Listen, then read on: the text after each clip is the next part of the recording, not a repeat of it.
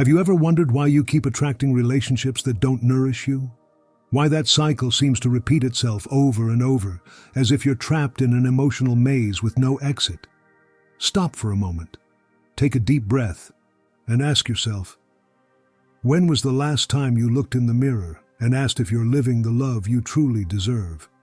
Not the one others told you that you should have, not the one that seems right to everyone else, but the love that truly resonates with your soul. Carl Jung, one of the most revolutionary thinkers in modern psychology, left us with a truth that few dare to face. You cannot attract healthy, conscious love until you first choose yourself. This simple yet profound teaching has the power to completely transform your love life if you have the courage to put it into practice. In today's world, with its constant distractions, rigid expectations, and frantic pace, we've become accustomed to looking for love outside ourselves. We search in apps, in bars, through friends of friends, but rarely do we look in the only place where true love really originates, within ourselves. Jung spoke to us about the unconscious, that mysterious part of our psyche that operates beneath the surface of our consciousness. It's there where the patterns that determine who we attract, how we love, and most importantly, how we allow ourselves to be loved, are hidden. If we don't connect with that deep dimension of our being, we're doomed to repeat the same patterns over and over, no matter how many times we change partners. Have you noticed that although the faces change, the dynamics in your relationships tend to be the same? Perhaps you always end up with people who aren't emotionally available, or maybe you attract those who need to be saved or fixed. These patterns aren't coincidences. They're manifestations of your unconscious working on autopilot. Jung called it projection. It's that mechanism by which we place unrecognized aspects of ourselves onto others. When we haven't done the internal work of knowing and accepting ourselves, we project onto our partners both what we love and what we reject about ourselves. And so, paradoxically, our relationships become mirrors reflecting our inner selves. Think about your last relationship. What aspects of that person constantly bothered you? What qualities did you deeply admire? It's likely that, if you dig deep enough, you'll discover that what irritated you the most was precisely something you haven't wanted to see in yourself. And what you admired most, a quality you yearned to develop. To break this cycle, Jung invites us to a process he called individuation. It's the path toward wholeness, toward integrating all parts of ourselves, even those we prefer to keep in the shadow.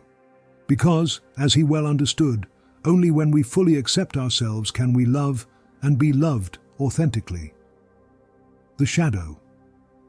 That fascinating concept Jung developed to refer to everything we repress, deny, or ignore about ourselves. Everything we consider unacceptable and therefore hide not only from others, but also from our own consciousness. But here's the paradox.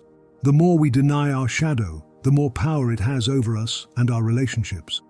Have you noticed how some people seem to trigger your most intense, almost irrational reactions? How certain behaviors in your partner can unleash disproportionate anger or pain in you? Those exaggerated reactions are clues.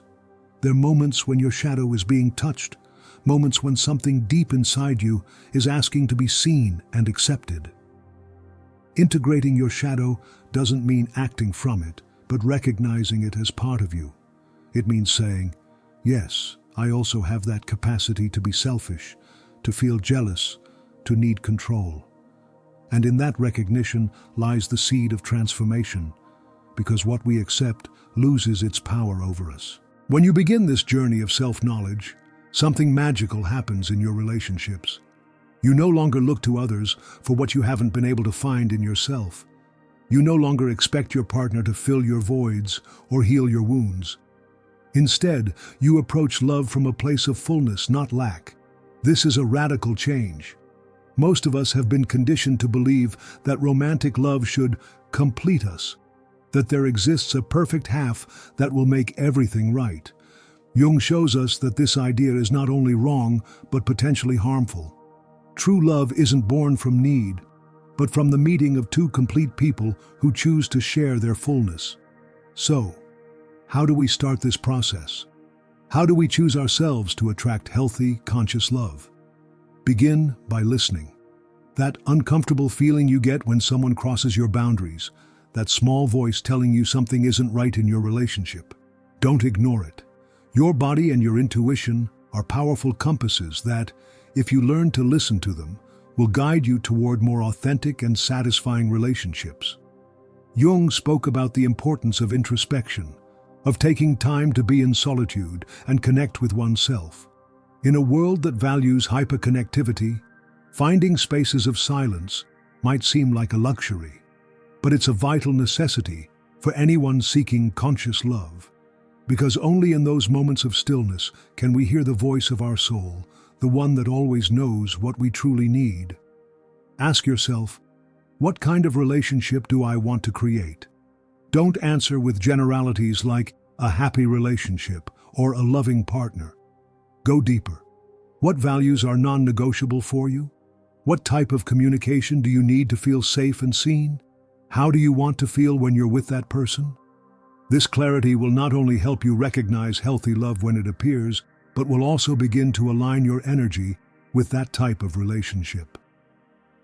Jung believed in synchronicity, in that meaningful connection between events that apparently aren't causally related. When we internally align with what we truly desire, the universe seems to conspire to bring it into our lives. But be careful. This isn't a magical or instant process. It's not enough to make a vision board or repeat positive affirmations. True transformation requires deep work, facing uncomfortable aspects of yourself, healing old wounds, and above all, being willing to change patterns that, although familiar, no longer serve you. One of the most powerful tools Jung gave us for this work is dream analysis. Our dreams are direct messages from the unconscious, windows to those parts of ourselves that have been repressed or ignored. If you pay attention to your dreams, especially recurring or particularly intense ones, you can discover valuable clues about your relationship patterns and what you need to heal. How often do you dream of being chased, of being late for something important, of being in familiar places that suddenly become strange? These common themes in dreams can contain specific messages for you, especially regarding your capacity to give and receive authentic love. Another vital Jungian concept for attracting conscious love is that of the anima and animus. Jung proposed that every man carries within himself a feminine aspect, anima, and every woman a masculine aspect, animus. These archetypes profoundly influence how we relate to the opposite sex, and we often project these inner figures onto our partners. When we haven't developed a healthy relationship with our anima or animus, we tend to idealize or demonize our partners, expecting them to perfectly embody that aspect of ourselves. But when we recognize and nurture that complementary energy within us, our relationships become more balanced and authentic. For women, developing a healthy animus means cultivating qualities traditionally associated with the masculine: assertiveness, logical thinking, direct action. For men, nurturing the anima involves honoring typically feminine aspects: receptivity, intuition, emotional connection. This inner balance not only makes us more complete as individuals, but also allows us to relate from complementarity instead of dependency. As you advance on this path of self-knowledge and conscious choice, you'll notice subtle but profound changes in your life. People who once irresistibly attracted you no longer provoke the same reaction. Situations you used to tolerate now seem unacceptable. It's as if your eyes have opened to a new reality, one in which your value isn't in question and your needs matter. This is the sign that you're beginning to choose yourself. And when this happens, the type of love you attract inevitably changes. It's no longer love based on need, fear, or old unconscious patterns. It's love born from mutual recognition, respect, and freedom. Conscious love isn't perfect, but it is authentic. It's not free from challenges, but these challenges become opportunities to grow together instead of reasons to separate. In this type of relationship, both parties are committed not only to the well-being of the couple, but also to their own individual development. Jung believed that the ultimate purpose of a relationship isn't the fusion of two people into one, but the creation of a safe space where each can become more fully who they are. Conscious love invites you to be more yourself, not less. It challenges you to grow but doesn't require you to change your essence. But perhaps you wonder, why is it so difficult to find this type of love? Why, despite our best efforts, do we keep repeating the same patterns? The answer lies in what Jung called the complex. A complex is a group of thoughts, feelings, memories, and desires, partly or totally unconscious, that cluster around a common theme and have an emotional tone. We all have complexes, and they aren't inherently negative, but when we aren't aware of them, they can direct our behavior and our choices without us realizing it. Complexes related to love usually form in childhood, in our relationship with our primary caregivers. If you grew up in a home where love was conditioned on your behavior, it's likely that now, as an adult, you continue seeking validation through sacrifice or people-pleasing. If you experienced abandonment, you might be constantly alert to signs of rejection in your current relationships, overreacting to the slightest hint of distance. Recognizing these patterns is the first step to freeing yourself from them. And this is where self-compassion plays a crucial role. We're not talking about justifying harmful behaviors or resigning yourself to being this way. True self-compassion involves recognizing your humanity, your wounds, and your efforts to heal without judgment but with a firm commitment to growth. Jung taught us that the most direct way to transform our external life is to work on our internal life. When we change our relationship with ourselves, our relationship with others inevitably changes. And this is the secret to attracting healthy, conscious love, becoming the type of person who can give and receive that love. This process requires courage. The courage to look within, to face uncomfortable truths, to let go of relationships that no longer serve you, even if they feel familiar. It requires patience, because deep transformation doesn't happen overnight. And it requires compassion, both toward yourself and others, recognizing that we're all on our own learning journey. But the results are worth every effort. Imagine waking up each day next to someone who sees you, really sees you, with all your gifts and shadows, and loves you not despite who you are, but precisely because of who you are. Imagine a relationship where there's no need to pretend, to please, or to sacrifice your essence. Imagine the relief of being able to simply be you, knowing that's enough. This isn't an unattainable fantasy. It's a real possibility, available to you right now, if you're willing to do the work of choosing yourself first. So ask yourself, are you ready to let go of what no longer serves you? Are you willing to question your limiting beliefs about love and about yourself? Are you prepared to embark on this journey to the center of your being? The path won't always be easy. There will be moments of doubt, fear, even despair. Moments when the temptation to return to old patterns will be strong. It's in those moments when you'll most need to remember why you began this journey. You're not doing it just to find a partner, although that can be a beautiful outcome. You're doing it because you deserve to live an authentic, full life, in which your relationships are a reflection of your true self, not of your wounds or fears. As Jung himself said, the meeting with oneself is one of the most unpleasant meetings, but it is necessary for health. And I would add, it's also the most liberating meeting, the one that opens the door to relationships you never thought possible.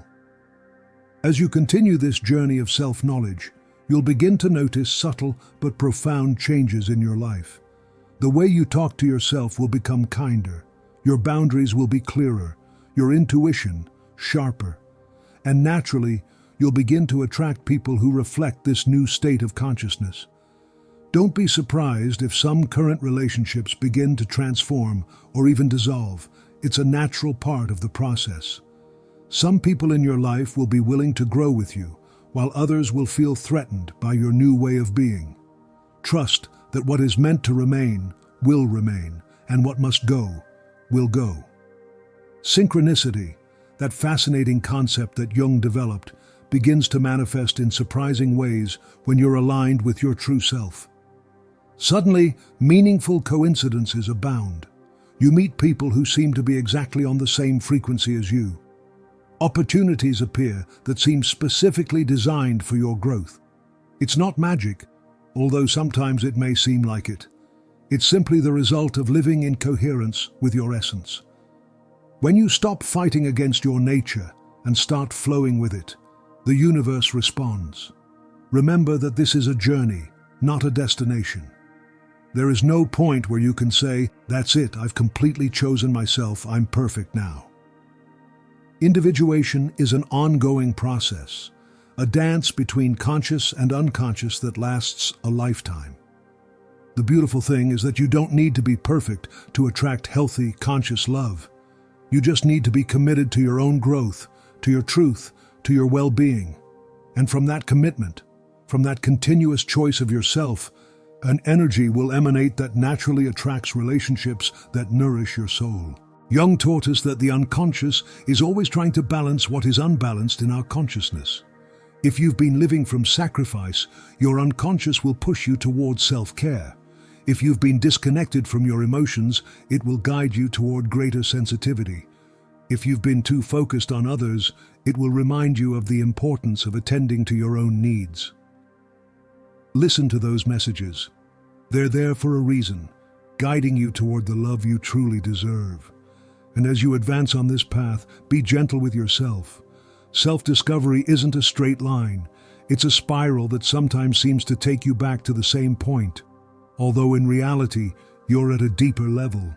Celebrate every insight, every small advance, every moment of courage, because in the end, the greatest act of love you can make is to choose yourself. Not from selfishness, but from the recognition of your inherent worth. And when you do that, when you truly commit to your well-being and your authenticity, you're laying the foundation for a love that not only lasts, but makes you grow.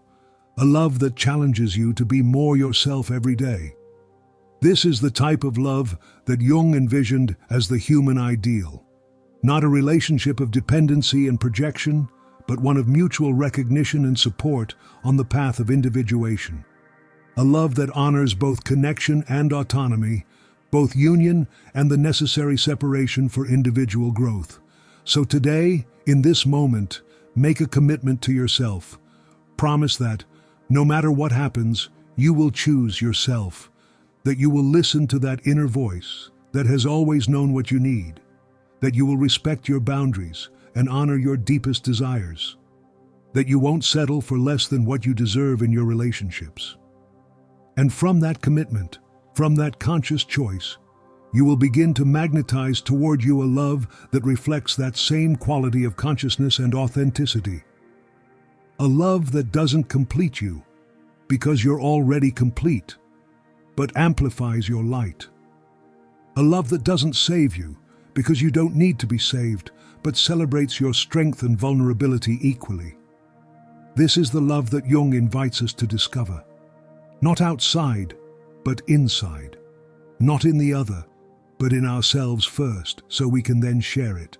A love that arises from wholeness, not from lack. A conscious love, rooted in truth, acceptance, and the freedom to be exactly who we are. If this message has resonated with you, if you felt that spark of recognition in your heart, don't ignore it. It's your deeper self telling you that you're ready for this journey. You're ready to choose yourself, to heal, to transform your relationships from the inside out. And remember, you're not alone on this path. There's a whole community of seekers, of brave souls who are also awakening to this truth. Connect with them, share your experiences, learn from theirs. Together, we can create a new way of relating, one that honors both our individuality and our deep interconnection. I invite you to tell me in the comments which part of this message resonated most with you. What insight are you taking away today?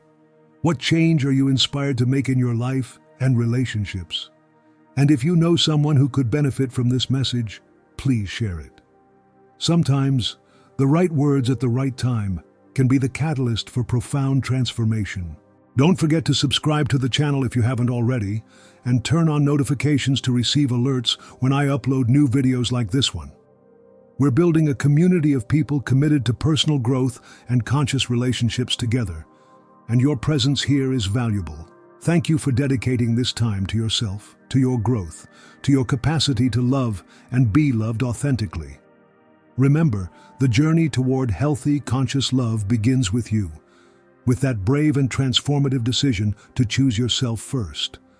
I'll see you in the next video, where we'll continue exploring the depths of the human psyche and the art of living a full, conscious, and authentic life. Until then, take care, love yourself authentically, and trust in the process of your own evolution. Because as long as you keep choosing yourself, you'll be on the right path toward the love you truly deserve.